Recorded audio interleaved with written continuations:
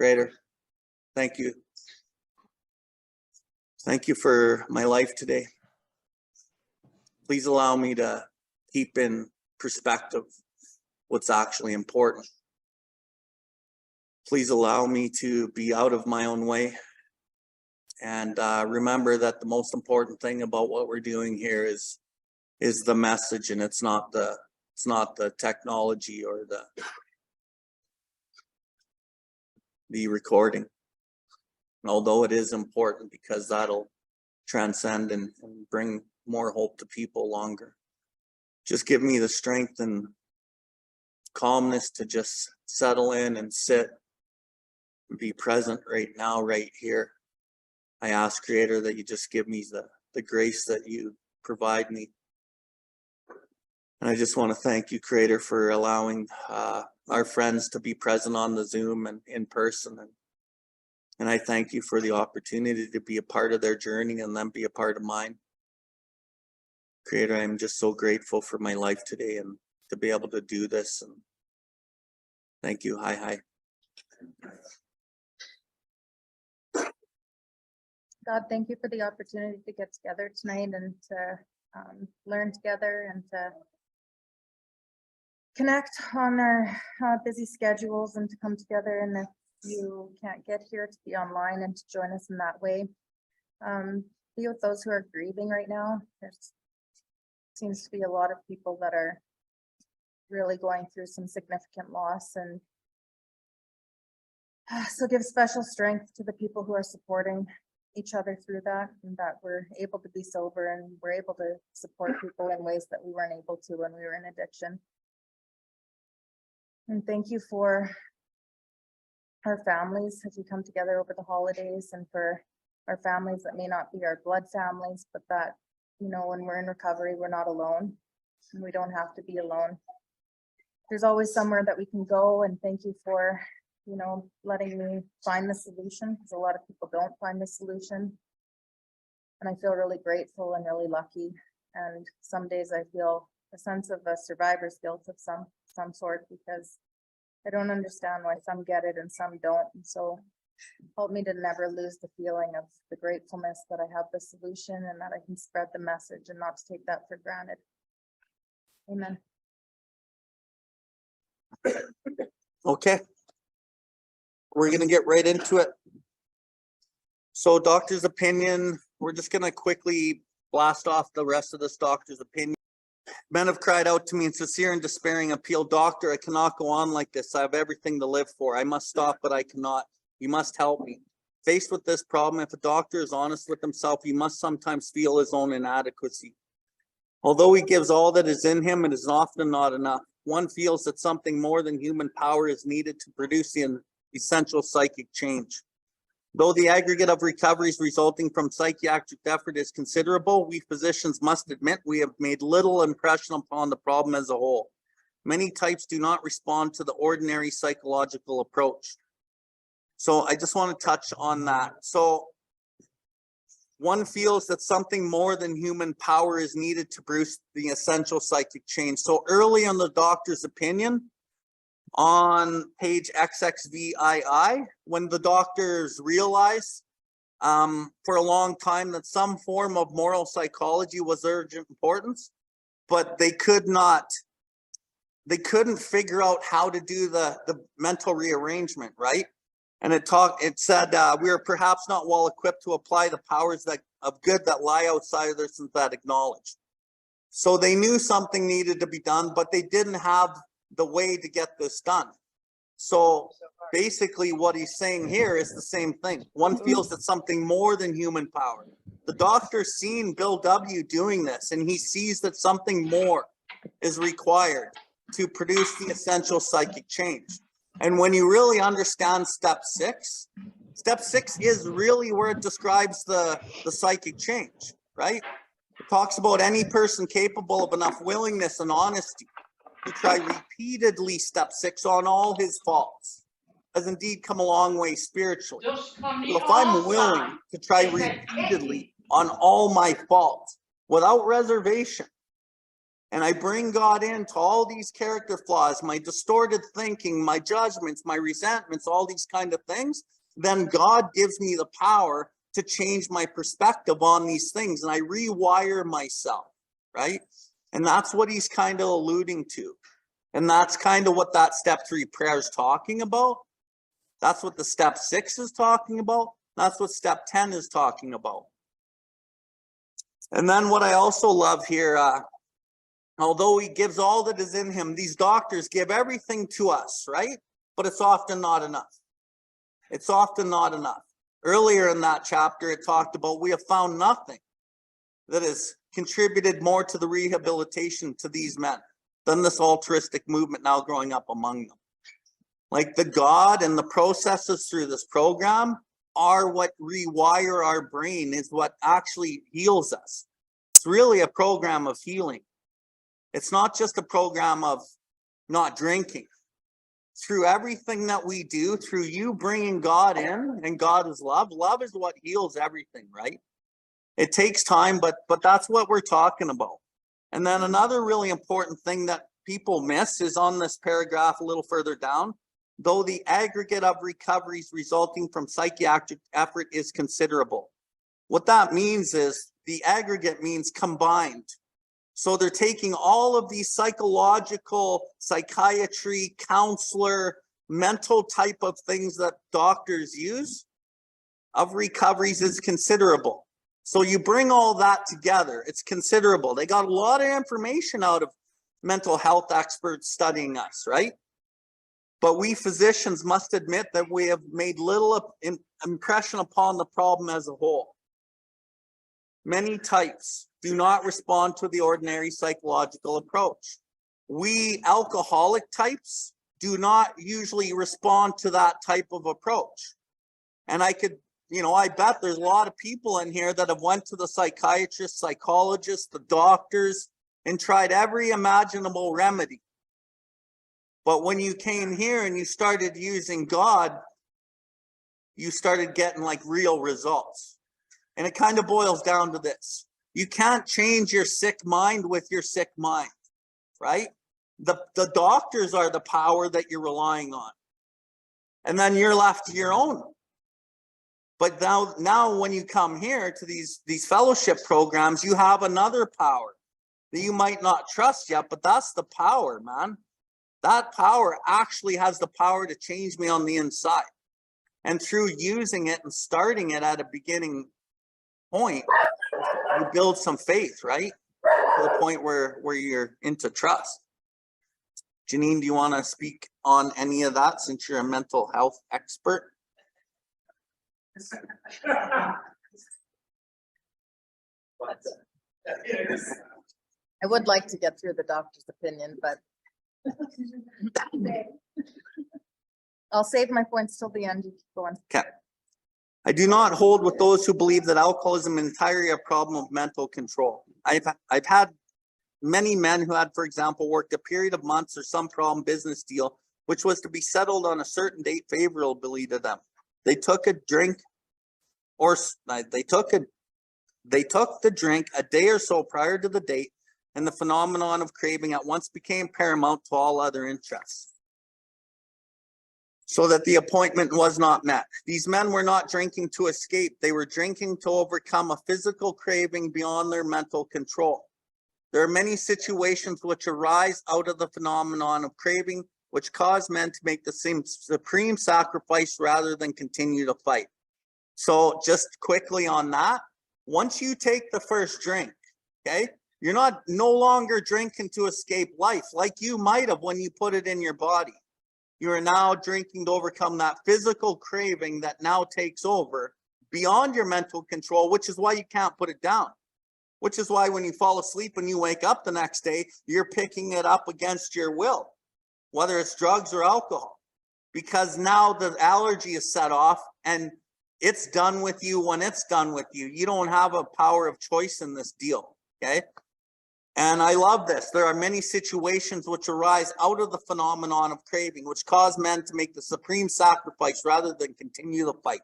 The supreme sacrifice is death. It's suicide. And there's so many people that kill themselves with this illness because they don't know what's wrong with them. They can't not drink or use drugs, but they can't not do it either, right? They're screwed if they do, and they're screwed if they don't. And they don't know what's wrong with them. And a lot of these people, like, you know, I hear it all the time. I made bad choices. I make bad choices. Oh, I slipped the other day and I made a bad choice. And you keep telling yourself you're making the choice. You create so much shame and guilt within you because you're affecting other people and yourself. You don't have the power of fucking choice.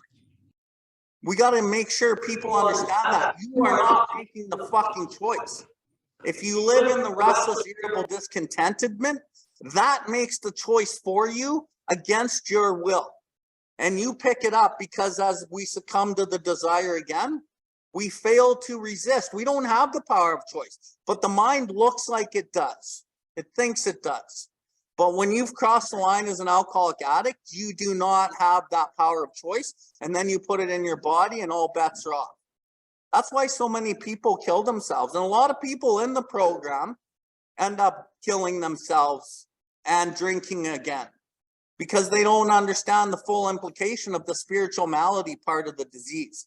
Because all the rooms we go to just say, just don't drink, just don't drink. Oh, you got 1 year, we pat them on the ass and say, good job, you're on your way, keep going. And I always say, yeah, they're on their way. They're on their way to a relapse. And most people don't make it 2 years. And if they do make it 2 years, a lot of them are pretty crazy, man. And then they're seeking schooling and jobs and relationships and just trying to grasp at things to make themselves happy. But you got to get good on the inside. Once you get good on the inside by discovering what this malady is, then you can work on that solution, and then you can get good on the outside, right? I guess I will add that the powerlessness that's always mentioned, I think that I mostly hear people talking about it in a way that once a person starts drinking, they're powerless, and then they keep drinking because of the phenomenon of the craving. But really the powerlessness it's not when you're drinking either. It's when you're sober. You're saying, I'm powerless against alcohol. When I'm sober, I will continue to drink. I will continue to drink every single time because I'm powerless. I have no defense against the first drink, the book says. Like it's not talking about I'm powerless once I start drinking. It's I'm powerless against the first drink, and the defense has to come from a higher power. So there's no human power. It's not found in the doctors or the relationships. All that shit, I feel like it's prolonged. For me, when I think of my own, journey with this shit, I think the education and the relationships and the attainment of, material stuff prolonged the inevitable. And I think that I caused myself a lot of misery. And at some point I crossed a line that I couldn't stop drinking. I was always alcoholic, and I drank in a way that was very different than other people, but I was able to use other things to get better. So I was able to use the relationship. I was able to use the job. I was able to use, goals, exercise, whatever it was. And I could do that for a little bit until I couldn't anymore. And it took a long time for me to hit that bottom because I kept using other things as a higher power. So the bottom line is that the powerlessness is in me as a person, as an alcoholic. If I don't have God as a higher power, that's where the defense against the first drink comes from. I'm powerless when I'm sober. If I don't have a connection to a higher power, I'll get drunk again and again and again. So the defense has to come from God. Yeah. So Janine makes great points. And later in the We Agnostics chapter, it talks about if when you honestly want to, you cannot stop drinking entirely. Have you tried to stop? Or while drinking, you have little control of the amount you take, you are probably an alcoholic, of which only a spiritual experience can conquer. So it's saying exactly what she's talking about. Have you tried to quit, but haven't been able to? Because you're powerless, even though you can get some time in, eventually you pick up again. Or while drinking, the allergy, you have little control of the amount you take. Both, there's two powerlessnesses. And that's really important to know. Most people just think the powerlessness is once you put it in your body. No, the first powerlessness and the most important one is the one that you pick up the drink sober. And if you're able to not pick up the drink, but not work with a good relationship with God, like we said, you will seek relationships, jobs, you'll seek anything. You will wrest satisfaction and happiness out of this world and try to get happy by managing your life well and just getting everything in order. But the suffering of that is acute and it's constant and it never lets up. There's little periods of relief in your life, but then the restless, irritable, discontented is on you again. And then, you know, suicide looks like a good option to lots of sober alcoholics, right? Lots of them won't do it if they got kids and shit, but some will. Also, I think coming out of treatment, there was a couple of lanes I saw going on. There was people that were going to meetings and were really trying to work the steps. And I started noticing that there was a bit of a difference in, like, I could see there was some calmness in them and that there was some enthusiastic attitude around the program. And it wasn't like, oh, I'm going to go to a meeting. There was like the two streams, and the other people that were staying sober were back to the business of being self-satisfied, where, like, you know, you get your license back and you get your job back and you get your kids back and your family's, like, you know, welcoming you back as a sober person, and all these things feel like the gifts of God. Like, oh, God is just so good, and God is, you know, my recovery is going so well, and not really putting the faith in where we need to put it in, like the step 6 stuff that he's talking about, where, you know, like, you got to get uncomfortable a little bit, because if a person goes back to their old zone, the comfort zone, and things haven't changed, nothing's actually really changed. You've just achieved a bunch of things, and that doesn't keep a person sober. And so I remember early on, Bill was telling me, you know, the shelf life of a alcoholic that does that is, you know, 8 to 16 months. And I was like, and then it was 8 to 16 months. I started seeing a lot of people kind of dropping off, and the biggest thing that I recommend to people that I've done for myself is, like, I just did not get into relationships. And I believed Bill and other people that were like, this will really mangle up your recovery. And I see how, you know, looking back, it's like getting into a relationship is, I did it out of treatment very briefly. And it was like, how on earth was I supposed to form a healthy relationship when I didn't know who I really was? I didn't discover who I really was till I was doing step 6 through step 10 and kind of figuring that out. When I moved myself away from the defects and I was doing these different things, I'm like, geez, this is who I really am. Okay. Like, I had no idea who I was. So to form a healthy relationship with somebody while I'm trying to figure out who I am, and then they're figuring out who they are, their own recovery, like, it's total nonsense. And like the what I see happening is, like, these relationships have the same kind of shelf life as, you know, that 8 to 16 months, and then people don't make it out of that zone very often, because the newness and the novelty of the relationship wears off, and the pink cloud of the relationship wears off, and just like it does for the pink cloud of recovery, if you're not actually working the steps, it dies off, and then you're left with the reality of life, the reality of the relationship, that two broken people were coming together like a Band-Aid situation, and that's not sustainable. And yeah, so if I could recommend anything, I do recommend this, is to, like, try your best to stay out of relationships until you have a really good understanding of who you are. And that, to me, like, for me, that's only just happened like within lately. Like, it was around a year where I started to even understand what I like to do, and what are my real hobbies, and what are my real opinions. And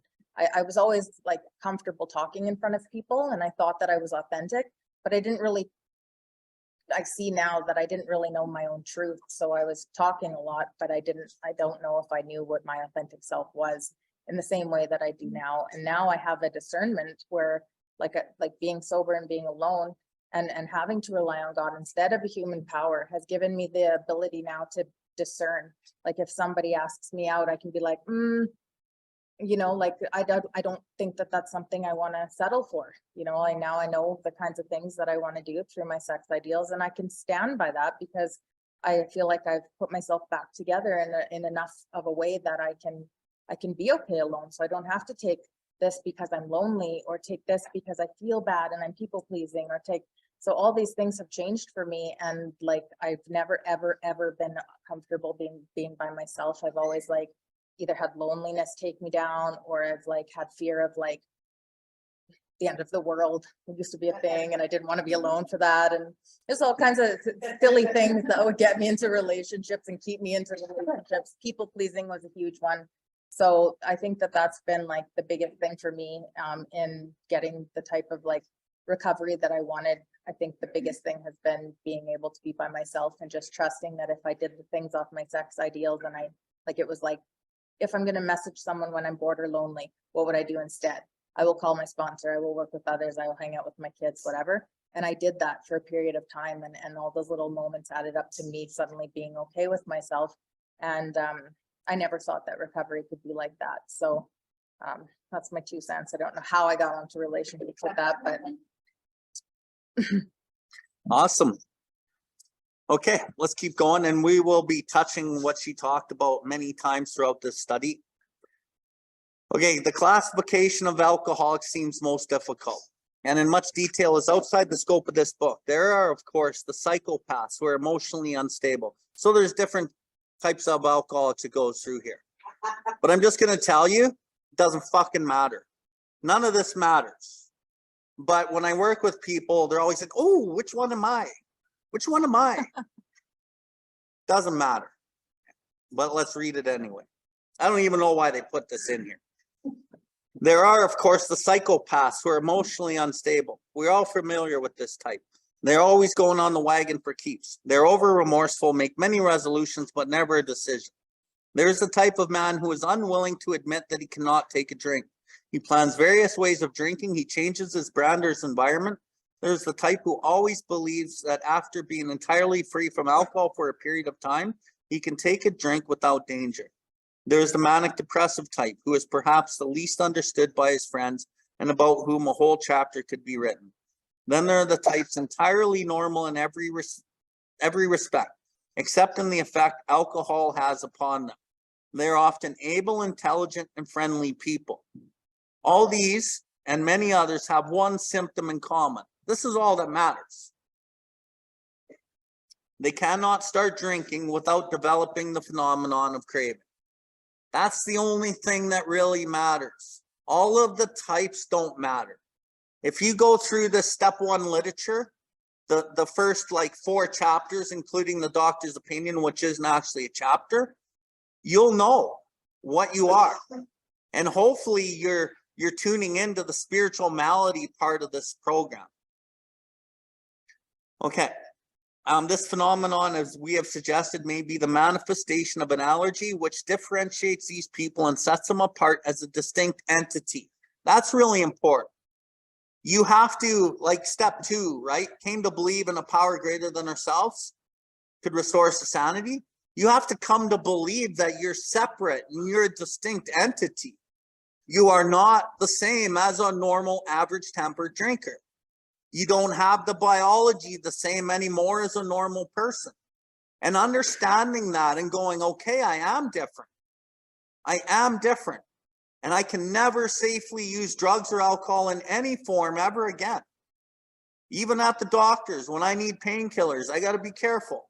Like these kind of things. That'll set off the allergy, and then the sprees are coming again, right? So it's really important to understand we're a distinct entity. And step 1, all of the chapters of step 1 really describe that in a good way. Okay. I'm just going to say my 2 cents on this. And when I read this, I think of like the doctors at this hospital are sitting around and they're conferencing. They're doing their doctor thing, and they're like, this guy's like, he's like those guys, you know, that he's quitting and then he feels really bad. I think he really does feel really bad. So I don't know why he's, you know. Then there's this guy he's always on the wagon, and he's always, and it's like, to me, it's like conversations doctors have had, just like we've gotten labels over the years in a DSM with it. This is like the beginning of the DSM, you know, there's these types, and then there's this type, and then there's that type. And it's just, I think when I read it, it's just a way that the doctors have been talking amongst each other, trying to sort out like, what is with this alcoholism?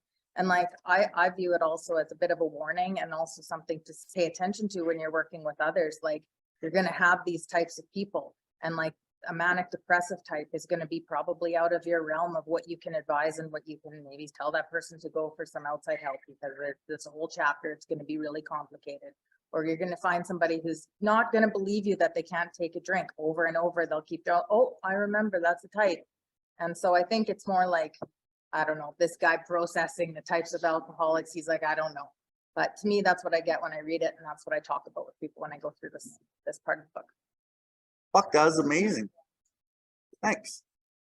I had no idea. I just thought it was useless information, but you made good sense of that. You're welcome. I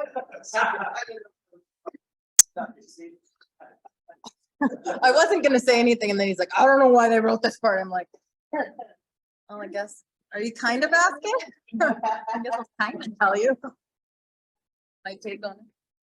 Okay, no, that was amazing. And that's, you know, I think as we start sponsoring, that stuff's kind of important. Like, you got to identify, like, hopefully you're working with people that are like you at first. And I always find creator will bring you the people that are broken in the same place as you're broken. And then as you're working with them, it's like, whoa, they're just like me, right? But if you sponsor long enough and you sponsor enough people, you're going to come across all types. And learning how to navigate all the different types is really important, because you'll get, if you're the real egocentric alcoholic, you're going to get pissed at the depressives, right? Because they don't operate the same.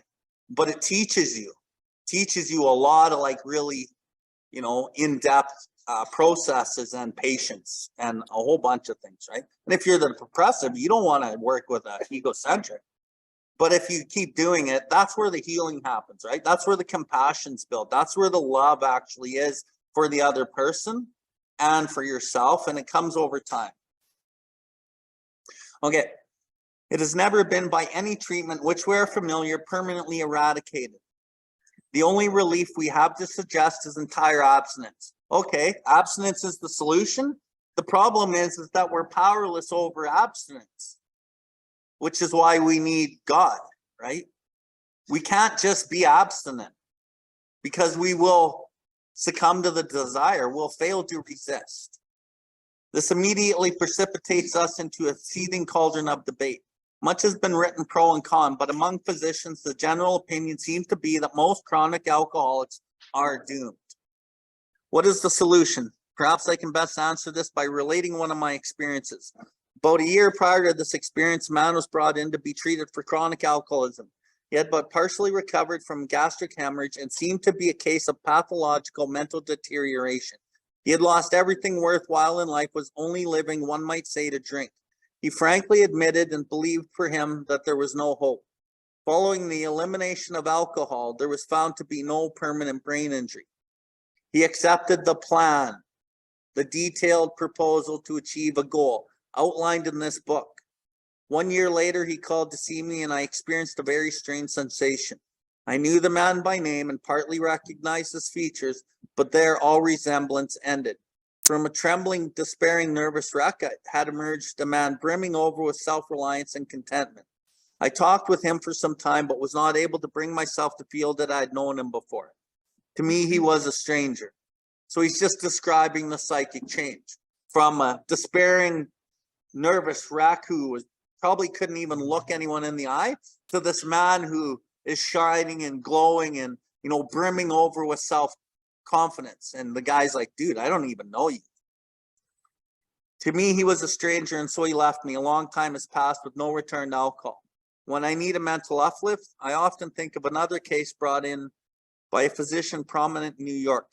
The patient had made his own diagnosis and, deciding his situation hopeless, had hidden in a deserted barn, determined to die. He was rescued by a search party and in desperate condition brought to me. Following his physical rehabilitation, he had a talk with me in which he frankly stated he thought the treatment was a waste of effort, unless I could assure him, which no one ever had, that in the future he would have the willpower to resist the impulse to drink.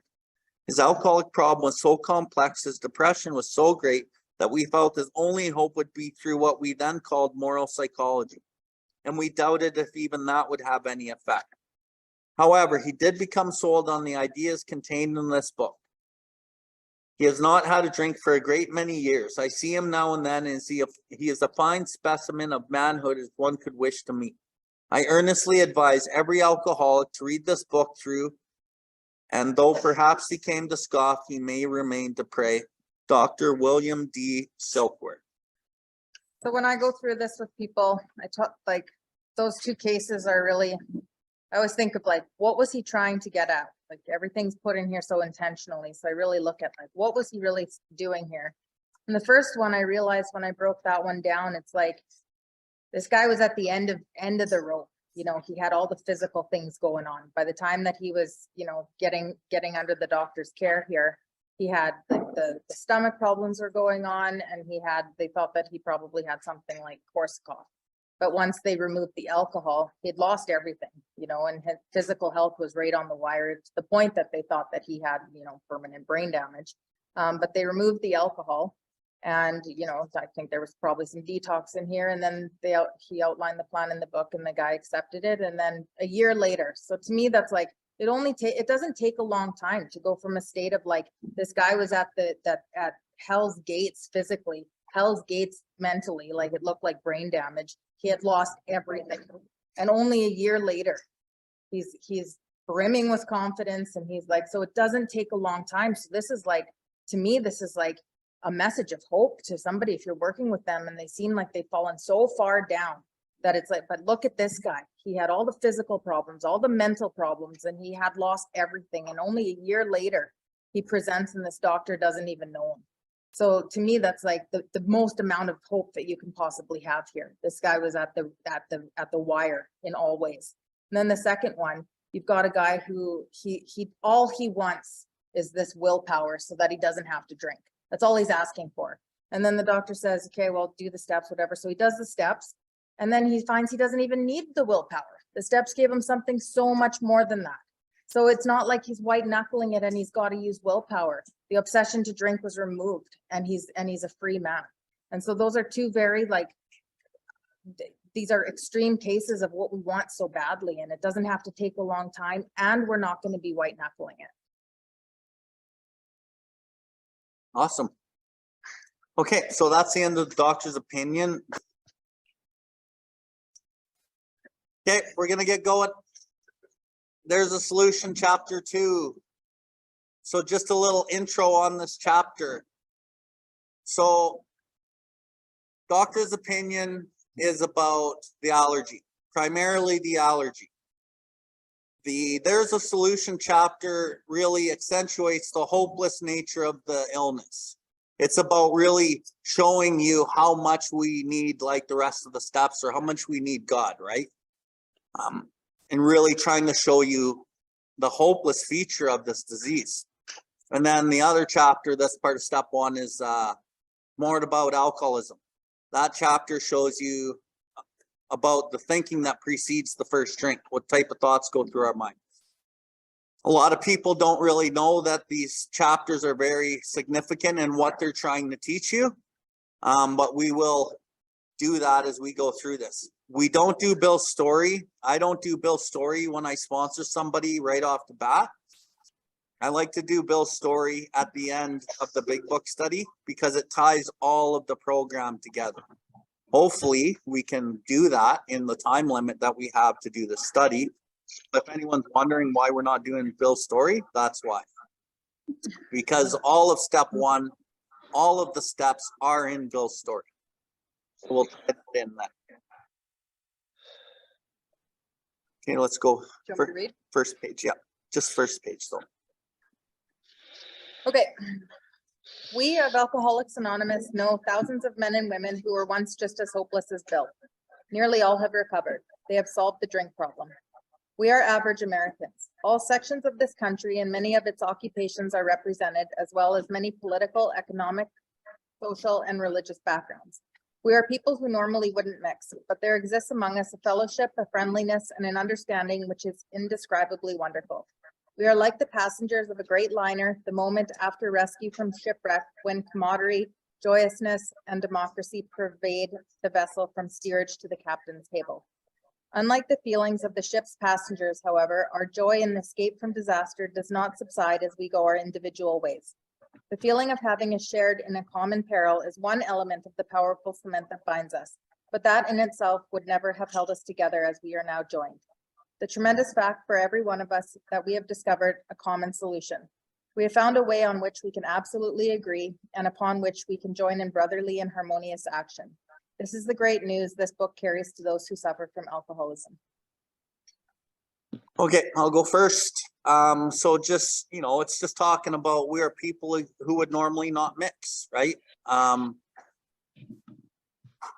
There exists among us a fellowship of friendliness and understanding, which is indescribably wonderful.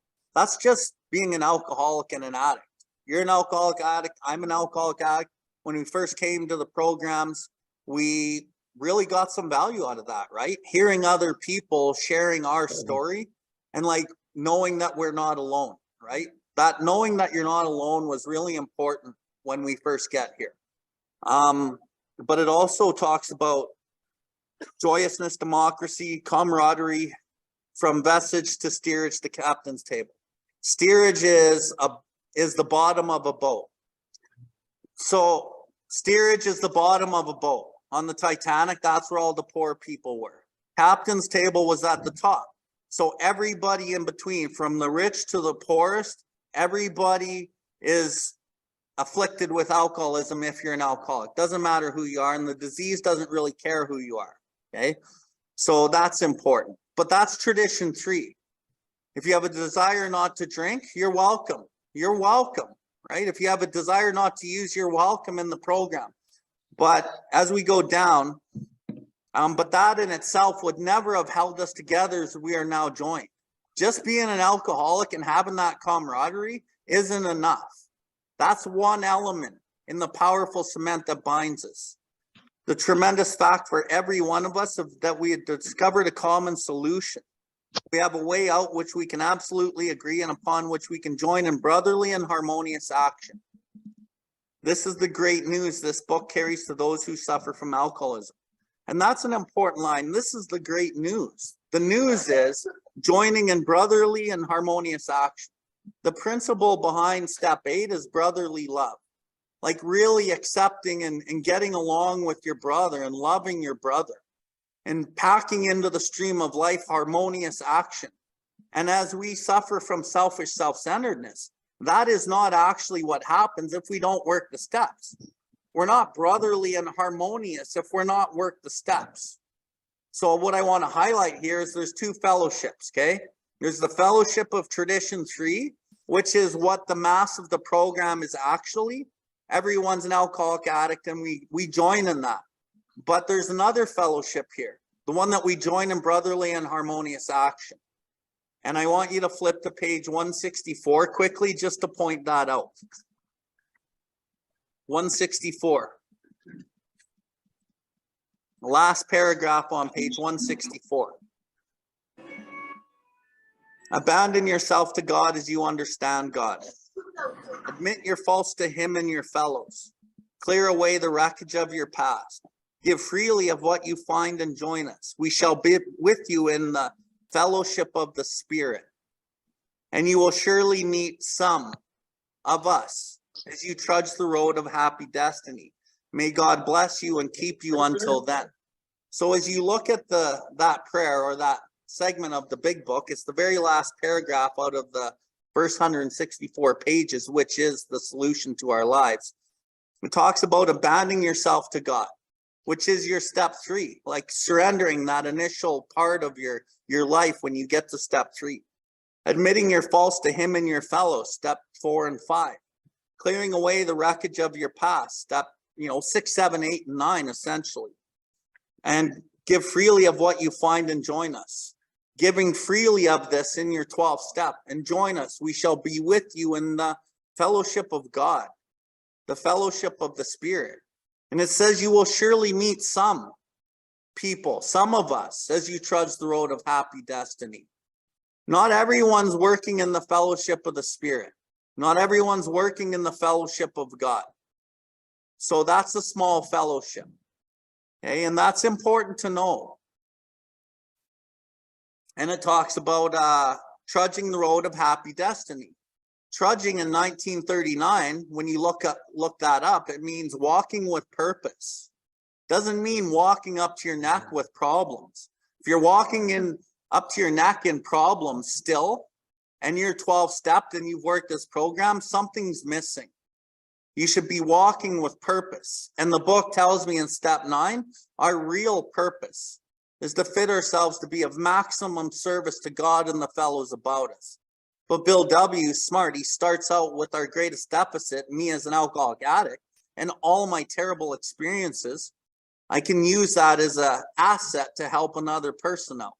So as I start that process of sharing my experiences of my debauchery and all of the terrible things that have happened to me or that I've done, I can now use that to build compassion for my fellow human being.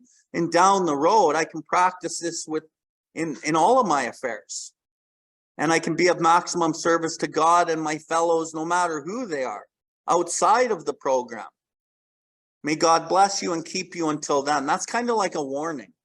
May God bless you and keep you until then. Until what? You find the fellowship of the Spirit. That's important, okay? That's all. Go ahead, Brandon. I could probably comment on a lot of things, but for me, that's my favorite 2 paragraphs on page 164 in the whole thing. And it's resonated with me my entire 20-something years of recovery. But for me, those capitalized words in here are something. And on that particular paragraph that you just read, there's a solution bill. There's a particular capitalized word that drew my attention today that it hasn't drawn before, and that's captain's table. So when I look at this room and the rooms of this program, it allows me to hear different perspectives from different life experiences from people from different cultures.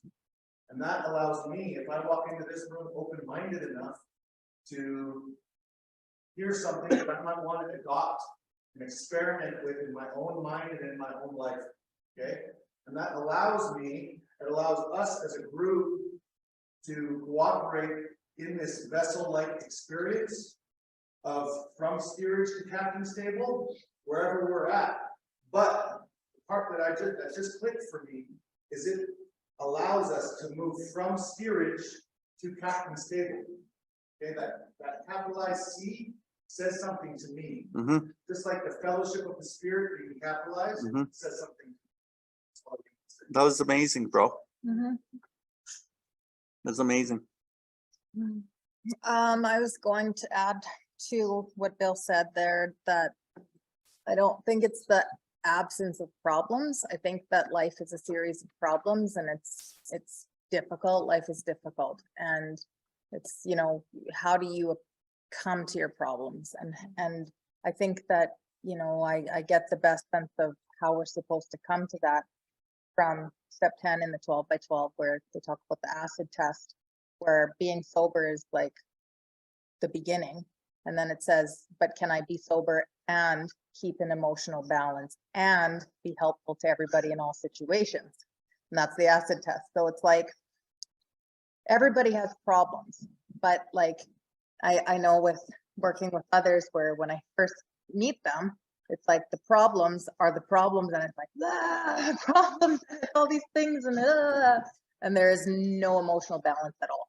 And it's just like the problem, reaction, more problem, the reaction, and you know, the insanity of self, really. And so over time, as a person keeps doing the stuff and doing the steps and turning over whatever they can at any point, all the time, whenever they can, and they remember, and they slowly start to give themselves back to their defects, back to God, and be restored.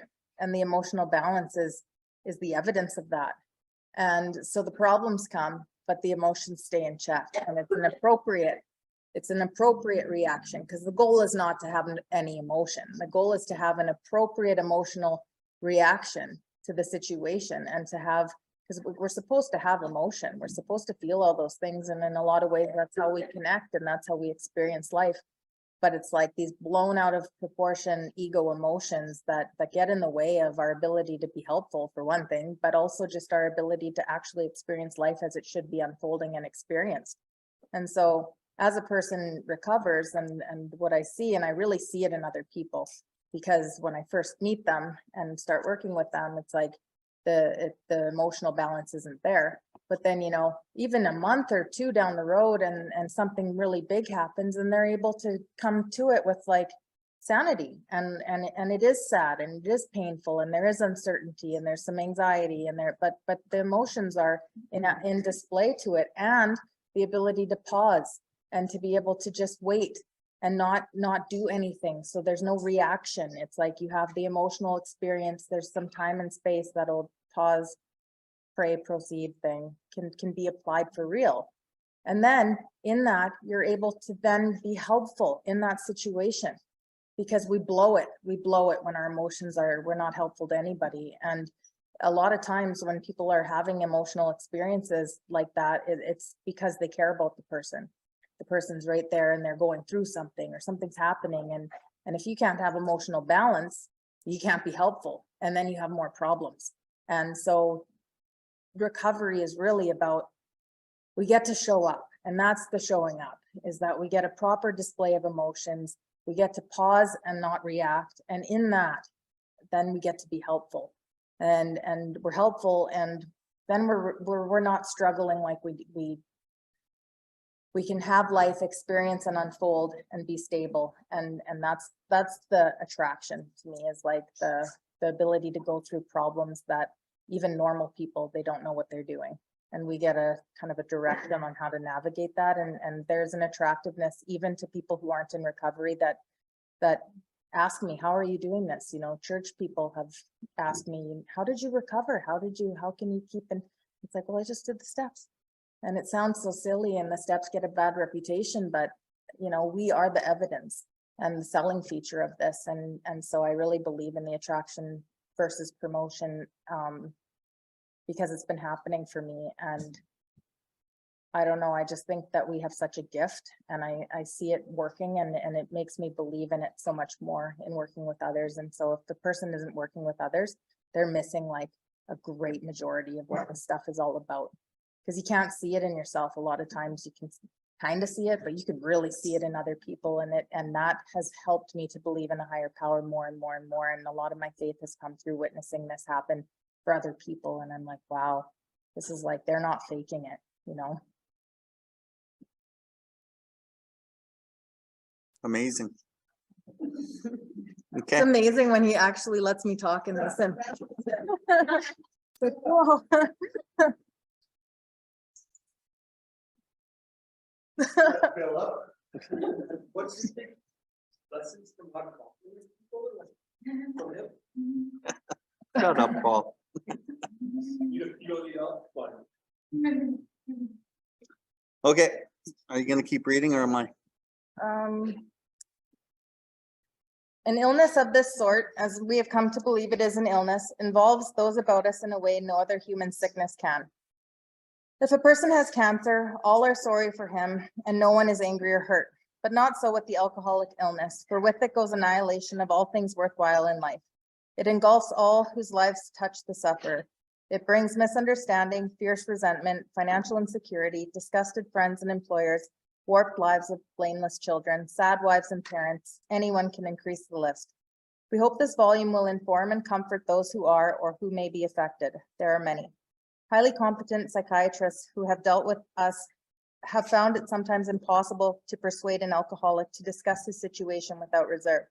Strangely enough, wives, parents, and intimate friends usually find us even more unapproachable than do the psychiatrist and the doctor. But the ex-problem drinker who has found the solution, who is properly armed with the facts about himself, can generally win the entire confidence of another alcoholic in a few hours. Until such an understanding is reached, little or nothing can be accomplished. That man who is making the approach has had the same difficulty, that he obviously knows what he is talking about, that his whole department shouts at the new prospect, that he is a man with a real answer, that he has no attitude of holier than thou, nothing whatsoever except the sincere desire to be helpful, that there are no fees to pay, no axes to grind, no people to please, no lectures to be endured, These are the conditions we have found most effective. After such an approach, many take up the beds and walk again. Okay, back to the top of 18. I love how Bill writes this, an illness of this sort, hyphen, and we have come to believe it is an illness. Kind of like what I was alluding to earlier was many people don't believe this is an illness. They haven't come to believe in their innermost self that they are different, right? And people that haven't gone through this material and they just try to get sober through the psychologist and the psychiatrist or whatever, they don't really understand the depth of the illness. So they haven't come to believe that they have an illness. And as we keep moving through the study and through our own recoveries, we come in here and sure, we can admit the obsession, I guess, and then we can kind of maybe agree with the allergy. It explains many things which we cannot otherwise account. But as you stay around here longer and you get past those two things, you start seeing there's much more to this illness than the allergy and the obsession. It's like the spiritual malady. It's the resentment. It's the judgment. It's the sex. It's the relationships. It's the defective character, right? The defective character drives this illness. And if I don't get a handle on this defective character, then I will pick up a drink again. Or I live very discontented and miserable. And I try to seek other methods of relief, right? Because the ego wants relief. So we have to come to believe we have the illness. And that's why a lot of people are here, right? You guys know you have the illness. Now let's get deeper into what it really is, the spiritual malady. The book talks about when the spiritual maladies overcome, we straighten out mentally and physically. So when I work on the spiritual component of a spiritual illness, then I straighten out mentally and I straighten out physically. Janine alluded to in her last share about the balance of being able to handle things, right? Because the mind, when it's not well, it strikes emotions and then we go into like reaction mode or whatever it is, right? But when we can bring God in, when we're working on that spiritual component, everything else just lines up. And I'll say that the physical part of this, where we want to take care of our bodies, we want to take care of our health, and that part comes down the road, right? So as we work out our solution on the spiritual, then the mental starts to calm down. We're able to handle things. And then later we're like, I want to take care of my body. I want to start working out. I want to do these things. I want to connect with the land. I want to start hiking, right? But I think what a lot of people do, men are especially subject to this, is they go and work on the body first. They're working out and they're doing all these things and they want to look good for the women. And then the spiritual goes to the side and the mental's not really well yet. And then they end up relapsing because it's all based in validation still, right? The workout part, right? They'll come in here and start doing the spiritual. And then the spiritual kind of takes them to the next stage, but they don't really work on the mental, which is, you know, the defective character. And they work on the physical and then they're relapsed again. So that's important. If a person has cancer, we are all sorry for them. No one is angry or hurt, but not so with the alcoholic illness. For with it goes annihilation of all things worthwhile in life. So that's the little things. What gets annihilated? Think of that word. For me, it was jumping on the trampoline with my kids. It was going fishing. It was doing the simple things, watching hockey on a Saturday night, you know, hanging out with my family in the evening around a campfire in our backyard on the acreage, you know, maybe going for a bike ride or a walk down by the lake when I used to live in Chestermere, right? All those things were annihilated. Those are the things that made my life worthwhile, right? Maybe for some of you, it's drawing or playing music or, you know, whatever it is for you. Those things get annihilated, right?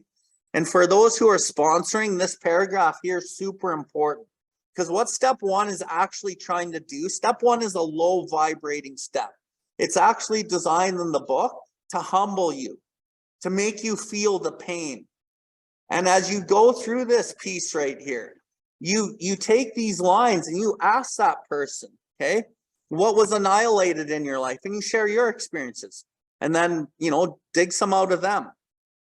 It engulfs all those who touch the sufferers.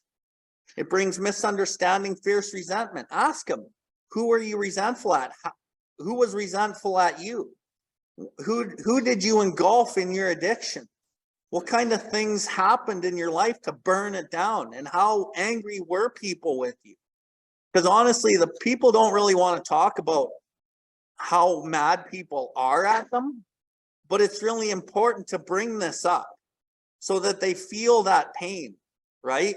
This is designed to feel the pain.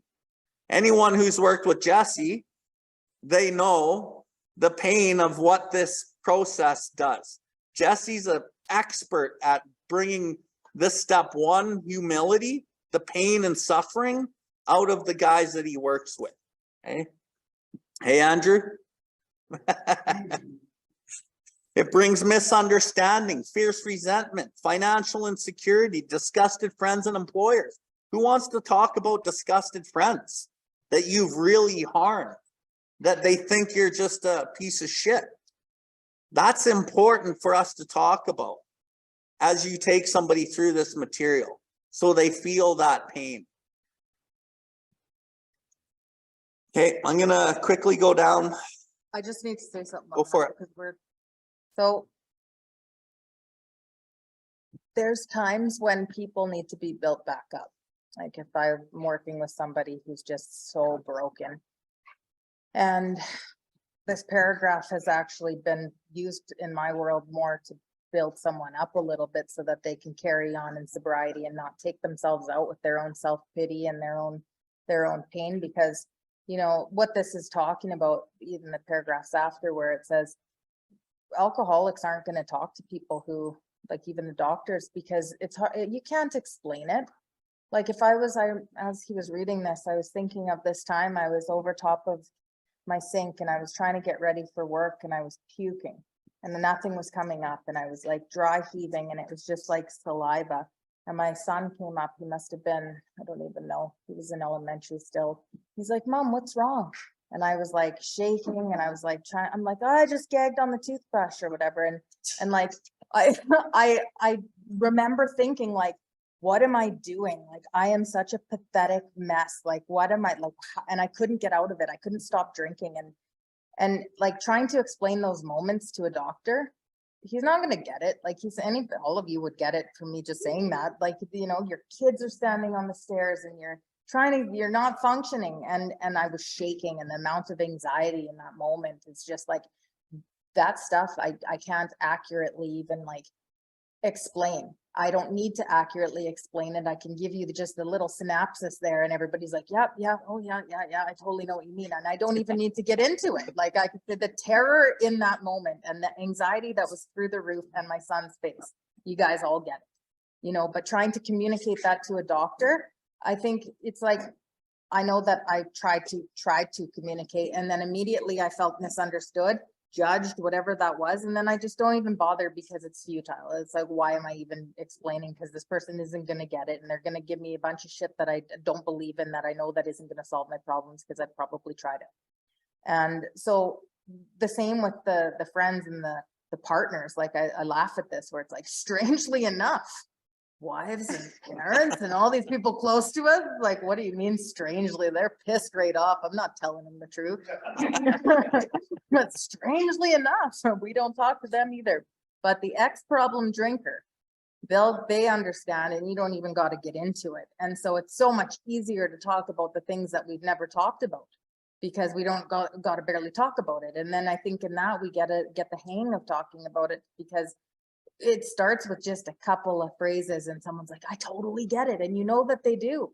And so I think for me, some of that has been part of my ability to process it, is that I didn't really know until I started talking about it with another alcoholic. And then I could really sort it out for myself too, but it had to be with somebody who totally knew my experience.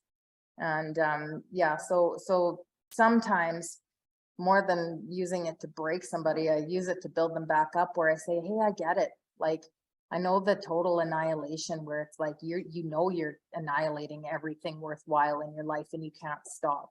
And the pain that comes from that can sometimes be what keeps somebody stuck and unable to get sober. And so sometimes they just need some validation that, you know, it's going to be okay. I know that pain and it's okay for me.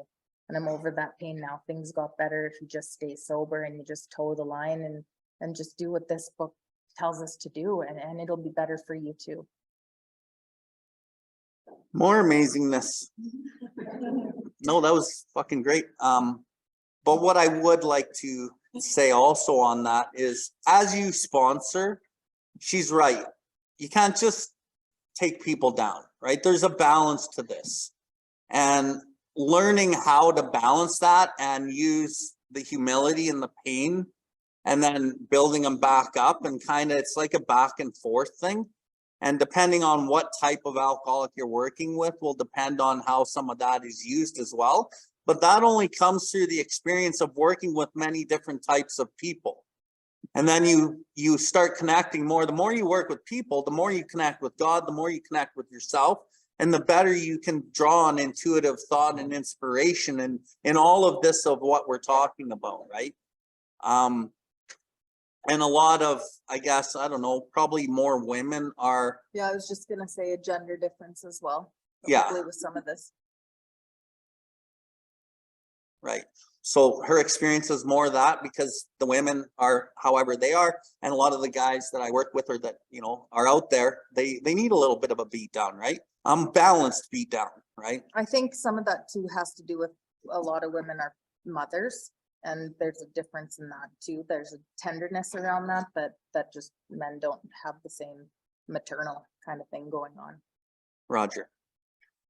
So, and then I'm just going to quickly go down, but the ex-problem drinker has found the solution, who is properly armed with facts about himself, can generally win the entire confidence of another alcoholic in a few hours.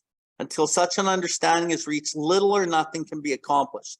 So in the allergy and the obsession and the spiritual malady, as you kind of talk about succumbing to the desire, not being able to stay stopped, when you put it in your body, you have little control in the amount you take. When you're first approaching somebody new, all of that stuff's really important, because it starts making sense to him, right? Yeah, I've tried to stop too, and you share your experience of trying to stop putting one drink in your body, because a lot of people think it's like the 10th drink, right? When you can kind of articulate that, no, it was the first drink, and then you kind of show them in your life how that actually transpired into like 25 drinks and fucking on the streets or in jail or whatever, right? They start going, yeah, okay, that makes good sense. But, you know, to the other part of the illness, the ex-problem drinker has found the solution. I can share my defective character of anger and lust and porn and gambling and relationships and judgment. I can really share that stuff, and the person can relate too, right? But as you're introducing yourself to some of these new people, or you meet somebody kind of not even in the program, you can win their entire confidence in a few hours. Like, it honestly doesn't take me long. I meet people all the time that know nothing about this illness, and then within an hour or two, they want to know more. They're coming to a meeting, because it's really, you get good at this, right? You get good at being able to connect with them, right? That the man, here we go, that the man who is making the approach would be me or you. If you're in the rooms, hopefully if you're in the rooms, you're going to meet the newcomer. You're going to say hi to them. And it takes time, right? You got to sometimes say hi to somebody 15 times before they say hi back. You know, maybe it's out on the patio having a smoke, you know, at halftime or on the step. And then finally they start talking to you. But that's what this takes. It takes consistent, persistent commitment to engage with these people, because they're very insecure and they're shy and they're fearful and they're embarrassed. And like, for you to accept them and make them feel welcomed over time, it'll break them out of their shell. So I implore anybody here who's trying to work with alcoholics or learn how to get good at this, keep talking to people, keep saying hi to them. Just say hi, if that's all it takes. And you know, that's you guys know me. I say hi to everybody. I always want to talk to people. I'll sit out in front of the meeting and wait for the treatment van to show up, right? And I'll say hi to all those guys, because it's important, man. They need that. They want that. And if you don't, they'll judge you, but if you're nice to them, they quit judging. Right? I know that for a fact. So he has the same difficulty. I have all the same difficulties as him, and I obviously know what I'm talking about. His whole deportment shouts at the new prospect. He is the man with the real answer. Whole deportment is the body energy. All parts of that being somebody who's recovered, when they share from the podium or they're sharing or they're walking with that confidence, their whole deportment shouts at the new prospect that he's the man with the real answer. And when you're really passionate about this, if it changed your life so much, or if you see enough people die who don't get it, it really inspires you to carry that message strong. A lot of people wonder why I'm kind of like the way I am. If you've seen enough death like I have, then you'll understand why. And some guys that I work with, new sponsees, they're like, I wish I could have more of like that conviction you have. Well, 3 years later, they have the conviction. Why? Because they've been around and some of their sponsees have died and people die. It gives you more conviction. And if you see what works, this program, and you see what doesn't work, fucking around, then you're really more inspired to be in the literature and sharing these experiences. Has a no attitude, holier than thou, nothing but ever with a sincere desire to be helpful. There are no fees to pay. Well, there are kind of fees to pay, okay? The fees to pay are being of service, going to meetings, not going to meetings to take, going to meetings to share your experience, and praying before you share that somebody might hear something, and sponsoring and service. And these are the fees that we pay. No lectures to be endured. Well, I don't know, sometimes there is, depending on who's sharing. These are the conditions we have found most helpful. After such an approach, many take up their beds and walk again. That's it. Why do you get me to read it if you're just gonna reread it?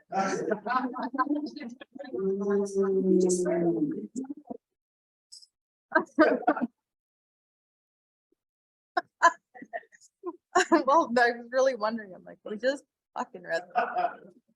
All right, so do you want to read? Yeah, all right, so none of us make a sole vacation of this work, nor do we think its effectiveness would be increased if we did. We feel that the elimination of our drinking is but a beginning. A much more important demonstration of our principles lies before us in our respective homes, occupations, and affairs. All of us spend much of our spare time in the sort of effort which we are going to describe. A few are fortunate enough to be so situated that they can give nearly all of their time to the work. If we keep on the way we are going, there is little doubt that much good will result, but the surface of the problem would hardly be scratched. Those of us who live in large cities are overcome by the reflections that close by hundreds are dropping into oblivion every day. Many could recover if they had the opportunity we enjoyed. How shall we present that which has been given so freely to us? Do you want to go first? You go for it. Okay. So I'm going to reread what she just read. We feel that the elimination of our drinking is but a beginning. Okay? The elimination of the drink is the beginning. It's the first milestone on the new road that we're walking.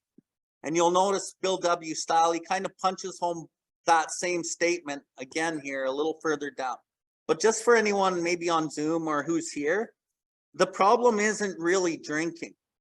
It's thinking, okay? It's our emotions. It's how we view life. And when we put the drink down, that's just the very fucking beginning.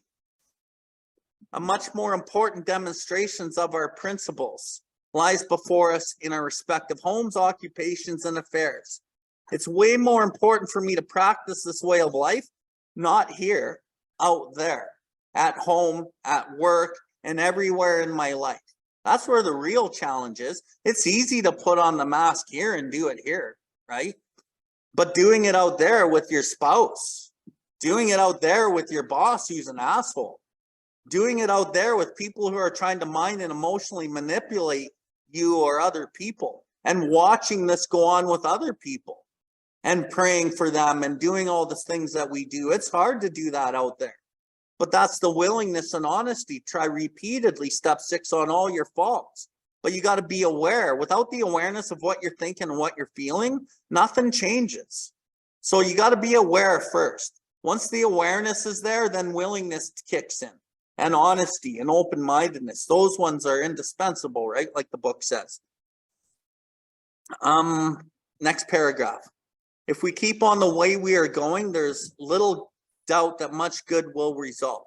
So if we keep on the way we're going drinking, nothing good happens. If we keep on the way we're going in the defective character, in judgment, anger, and the way we treat people, intimate relationships, and ourselves, a lot of this is how we treat ourselves too.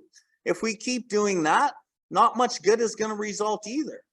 And that's where people kind of miss the boat.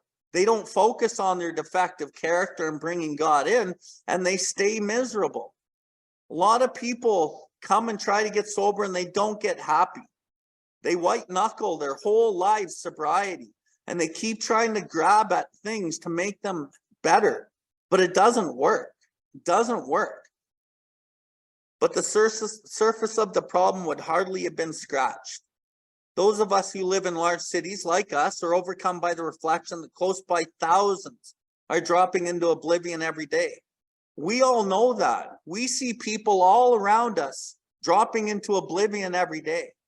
And we see them because they're around us. But what about all the ones we don't see? Like there's so many people that are just dying from this illness, right? They say COVID was a killer, right? There's more people dying from drug and alcohol addiction and spiritual malady than any COVID, right? This is way more important. And I wish our governments and society would get in tune with this, because they could stop it, they could change it, they could do something, but our society's sick in its own right. There's a lot of sickness in the society we live in. And I'm saying the governments and the mental health and our health systems, and I could go into a whole gamut of this kind of shit, but I won't. But many could recover if they had the opportunity we have enjoyed. So when I work with somebody and they come into the program and they're like so defeated that they have to come here, like this is such a burden in their lives, they're forced to come here to recovery. I'm like, dude, this isn't a life sentence. You don't know that you just got the jackpot of life, like Janine had talked about earlier. How lucky am I to have this? I spent my whole life suffering, trying to find happiness and money and shiny things and all this stuff. And I come here and I got to do these steps and work these steps in my life at a certain level. And my life's never been better. How lucky am I? So showing people how lucky they are to maybe have finally gotten to this point. Like I know I was talking with Chris here recently, and you know, I'm just going to share something if you don't mind.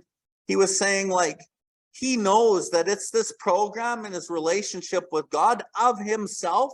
He can't do what's being done, right? And it's a gift, because living like that is so terrible in our own minds. We don't want to hurt people. We don't want to be that kind of parent. I never wanted to do those things, but I didn't know how not to. And then I come here and I find a blueprint that I can live my life. And I know that of myself, I can't do that. And that was our conversation. Of myself, I cannot be this person. But through this program and through my relationship with God, I can be the best person I've ever been. The only requirement is that I keep an attitude of gratitude, an attitude of God in my life. So when people, you can switch them right in that moment from it's a life sentence to like, maybe this is something really cool that I don't understand yet. And then I'll finish with this.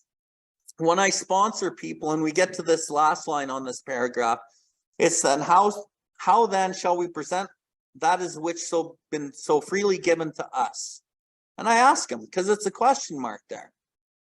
And if I've done my job right as a sponsor, this is just for me, they'll answer, I pass this on to other people. And almost always for me, they answer that question, because I'm so adamant going through the beginning parts of this book that that's a really important part of this. Do you tell them about step 6? I tell them about a lot of shit. That's it. Okay, I just wanted to add that, I don't know what you were mentioning there, but, oh yeah, government's being sick and this and that. I was just thinking about, there's been a couple of doozies this last couple months where there's been somebody with significant amounts of time doing some really next level fuckery. And so this idea that, oh my God, this person is 50, whatever years sober, and it's the old timers and all, like, I think that that's a dangerous attitude to have. And that just because a person has quality of time or quantity of time doesn't mean that they have anything that anybody should be having. And so to really listen to the message and match it up to the book is kind of what I try and do. And then you just intuitively can discern, some things, but I really, there's been some disturbing things. So the quantity of time means nothing. And the message should be, people get mad at me for saying this, but you look it up in the book, make sure you cross-reference this in the book, make sure that you don't just take it like there's lots of things that go on in the rooms that are not Alcoholics Anonymous. They're opinions and they're dangerous, and just like people are sick, and just because they have a quality of time, just because they're government, just because they're in a position of power, just because doesn't mean that everybody's spiritually fit. And doesn't mean that everybody, I don't believe that people maliciously try to hurt. With all that being said, I think that sometimes people just don't know that they're as ill as they are. But working with people, like girls come and they're just, oh, the newcomer, and they go into rooms and they hear these messages and they idolize people with so much time. And so just as of recently, I've been really saying, like, be careful.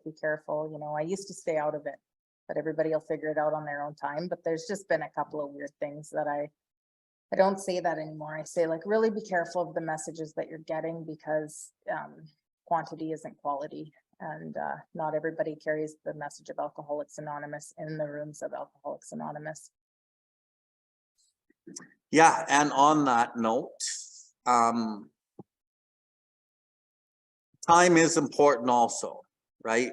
But it is very important to understand that a lot of people with time in don't have quality recovery. And just because they have the time, like she said, don't just put them on that pedestal, because my opinion, most old timers don't even really know the fucking book. That's what I was trying not to say. I was struggling with what I was saying because I'm like, oh, I don't. Thank you. And I love old timers, a lot of them, but a lot of them don't know what's in the book. It's like that moral and philosophical convictions galore. And if the rates of the program were what we read earlier, 50% got sober at once, 25% with some relapses, and the other 25% a better quality of life, why is there only like one old timer at every group with 30 years? Shouldn't it be like 5 or 10 old timers? Shouldn't it be like 5 or 10 guys with 25 years and 30 years, but it's only one or maybe two. So I think what's really important is we carry this message now, and the birthday boards I'm starting to notice have 1111, 222, 333, 444, 555 years. And hopefully those numbers transcend, because I believe that the program is really being instilled in a lot of people because of this kind of thing. And because of the sponsorship that is quality out of the book, not just somebody answering a phone saying, oh, you know what? I'm going to co-sign your shit. You should feel like that. You are the victim. You know what? That guy's an asshole. No, man, that's not about that. The book's very clear on what we do, right? But healing only happens through time. As you get into your first and second year, there's a lot of doing, staying busy, hitting meetings, doing some inventory. There's a lot of doing. You're starting to learn how to sponsor. Once you hit into like year 3 and 4, it has to change, because a lot of the woundedness and some of the grief and guilt and shame, it starts to come up. Okay. And then at 4, 5, 6, and 7 years, it changes more. So your recovery has to kind of ebb and flow, and you got to be ready for the change. And if you just keep the doing part and you're not keeping really a clean house and you're just living your program with the best of intention, when that deep root of stuff starts coming up, you're not really ready for it. And watch for this. Watch for people that are 3, 4, 5 years sober and they start going batshit crazy because they're not doing their inventory. They're not doing the spiritual disciplines. They're not working with others. And then they're like hitting these walls. So you got to be like growing with your recovery, and it takes time also. So time is important also, right? So